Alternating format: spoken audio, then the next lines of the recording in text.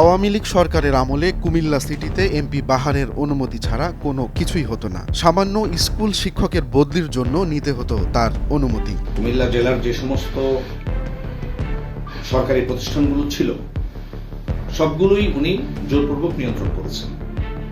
ওই সমস্ত প্রতিষ্ঠানের শুধু টেন্ডার নয়, বদলি, পদায়ন, সমস্ত বিষয়েই তিনি হস্তক্ষেপ করেছেন। এবং আমরা দেখেছি যে এই কুমিল্লা শহরের অনেক শিক্ষক শিক্ষিকা ঢাকা থেকে বদলির আদেশ নিয়ে আসার পরেও এখানে যোগদান করতে পারেননি। আসন শূন্য আছে, পদ শূন্য আছে, পদে আসার তার যোগ্যতাও আছে এবং নির্ধারিত কর্তৃপক্ষের কাছ থেকে বদলির অনুমতিও আছে, কিন্তু অনুমতিপত্র থাকার পরেও তারা যোগদান করতে পারেননি। জোরপূর্বক তাদেরকে যোগদানে বাধা দেওয়া হয়েছে এবং আপনারা জানেন বাধ্য হয়ে শেষ পর্যন্ত শিক্ষকরা সর্বোচ্চ আদালতে যান এবং সর্বোচ্চ আদালতের সিদ্ধান্ত নিয়ে তারপর সেখানে অনেক পরে এসে যোগদান করতে সক্ষম হয়েছে। এইভাবে সমস্ত প্রতিষ্ঠানগুলোই ওনার নিয়ন্ত্রণে ছিল। বাংলাদেশ জামায়াতে ইসলাম ও ইসলামী ছাত্র শিবির ছিল বাহারের প্রধান টার্গেট। একের পর এক মিথ্যা মামলা দিয়ে নিপীড়ন করা হয়েছে দলটির নেতাকর্মীদের। মানুষের রাজনৈতিক অধিকার, অর্থনৈতিক অধিকার, নাগরিক হিসেবে অনেক অধিকার আছে, এগুলো আমরা পাইনি। না পাওয়ার কারণ একটাই, আমরা ইসলামী আন্দোলন করি। বাংলাদেশ জামায়াত ইসলাম এবং ইসলামী ছাত্র শিবিরের আমাদের টোটাল নেতৃবৃন্দর বিরুদ্ধে অসংখ্য মামলা হয়েছে। আমার বিরুদ্ধে 36টি মামলা হয়েছে, অনর্থক এবং মিথ্যা, কোনো ভিত্তি নেই, শুধুমাত্র রাজনৈতিক নিপীড়নের উদ্দেশ্যে এসব মামলা হয়েছে। কুমিল্লার এমন কোনো সেক্টর নেই যেখানে বাহারের একচ্ছত্র আধিপত্য ছিল না। সন্ত্রাসী কর্মকাণ্ড, দখল ও আধিপত্য বিস্তারে বাহার ছিল সিদ্ধহস্ত।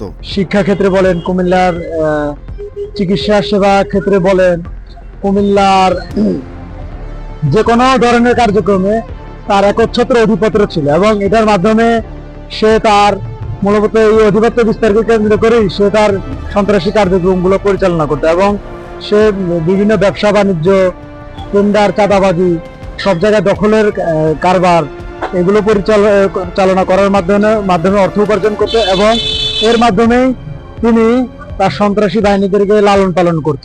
গত 17 বছরে এমন কোনো অপকর্ম নেই যা বাহার করেনি। তার মতামতের বাইরে কুমিল্লাতে কোনো কিছুই হতো না। ক্ষমতার বরাদ দিয়ে মানুষকে জুলুম, সকল প্রকার নির্যাতন সে যেভাবে করা দরকার তার চেয়ে বেশি সে করছে। কুমিল্লাতে স্বৈরাচারের যদি উৎকৃষ্ট সংখ্যা আমরা দেখতে যাই, বাহারের নাম বললেই হবে। অর্থাৎ ফেনী থেকে এসে একটা মানুষ কিভাবে কুমিল্লা শহরকে দখল করছে, গত 17 বছর কুমিল্লা মানুষ সবকিছু দেখছে। এটা আর সবচেয়ে ইম্পর্টেন্ট বিষয় যেটা, সে আপনার এলাকা থেকে শুরু করে, এলাকার মসজিদ কমিটি থেকে শুরু করে তার দলীয় কর্মী পর্যন্ত, তার দলীয় পদ পর্যন্ত সে যেভাবে চাইতো এভাবে হইতো। কুমিল্লাতে তার বাইরে কিছুই করা যায় নাই। আমরা শেষ দিকে দেখেছি যে এই যে মেম্বার নির্বাচন থেকে শুরু করে উপজেলা চেয়ারম্যান নির্বাচন, সকল দিকে বাহার যাকে যেভাবে চাইছে সে ওই জায়গায় এই যে দুর্নীতি করে হোক, গুম করে হোক, খুন করে হোক, যে কেন্দ্র দখল করে হোক, সে তাকে ওই জায়গায় প্রতিষ্ঠিত করছে। অর্থাৎ স্বৈরাচারের একদম ফেসিবাদের যদি আমি বলি যে রাজত্ব, সেটা মূলত বাহার এই কুমিল্লা শহরে কায়েম করেছে। 5 আগস্টের পর পরিবর্তিত রাজনৈতিক পরিস্থিতিতে বাহার কুমিল্লা ছেড়ে পালিয়ে যায়। এ সময় উত্তেজিত জনতা তার বাড়িঘর সব গুড়িয়ে দেয়।